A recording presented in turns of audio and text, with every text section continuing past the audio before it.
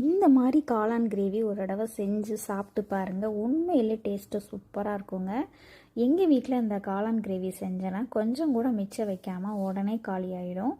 இது வந்து சப்பாத்திக்கு சூப்பரான ஒரு சைட் டிஷ்ஷாக இருக்கும். சாதத்துக்குமே சூப்பராக இருக்குங்க. உண்மையிலே இதை வந்து நான் எப்படி செஞ்சுருக்கனோ அதே மாதிரி அளவுகள் மாறாமல் செஞ்சு பார்த்து சாப்பிட்டு பாருங்கள். உண்மையிலே டேஸ்ட்டு நல்லாயிருக்கும். நீங்களும் திருப்பி திருப்பி செய்வீங்க, அந்த அளவுக்கு நல்லாயிருக்கும்.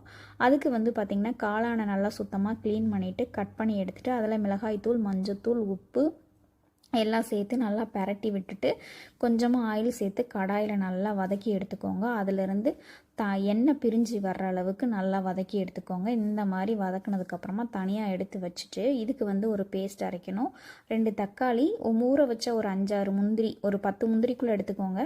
எடுத்து அதையும் நல்லா அரைச்சி எடுத்துக்கோங்க. நல்லா பேஸ்ட் பதத்துக்கு அரைச்சி எடுத்துக்கோங்க. அதுக்கப்புறம் வந்து கடாயில் கொஞ்சமாக ஆயில் சேர்த்துட்டு சீரகம் தாளிக்கிறதுக்கு சீரகம் சேர்த்துக்கோங்க.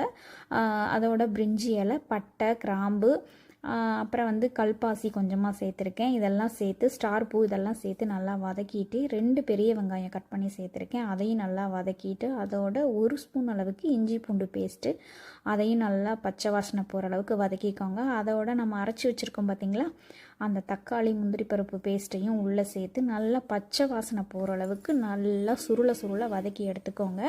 ஒவ்வொரு பொருளையுமே நம்ம டைம் கொடுத்து வதக்கி செய்யும்போது அதோட டேஸ்ட்டே தனியாக இருக்கும். நீங்கள் எந்த அளவுக்கு வதக்கி செய்கிறீங்களோ அந்த அளவுக்கு அந்த குழம்பா இருந்தாலும் சரி, அந்த கிரேவியாக இருந்தாலும் ரொம்ப சுவையாக இருக்குங்க. அந்த மாதிரி செஞ்சு பாருங்கள். அப்புறம் வந்து 1 ஸ்பூன் மிளகாய் தூளுக்கு 2 ஸ்பூன் அளவுக்கு மல்லித்தூள் சேர்த்துக்கிறேன். அதையும் நல்லா வதக்கிக்கோங்க.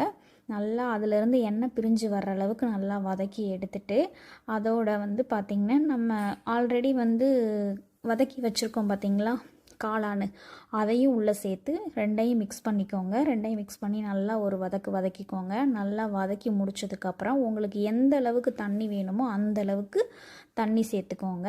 நான் மிக்ஸி கழுவுன தண்ணியும் சேர்த்துக்கிறேன். அதுக்கப்புறமா கொஞ்சமாக தண்ணியும் சேர்த்துக்கிறேன். உங்களுக்கு எந்த அளவுக்கு கிரேவி வேணுமோ அந்த அளவுக்கு சேர்த்துக்கோங்க. தேவையான அளவு உப்பு சேர்த்துக்கோங்க.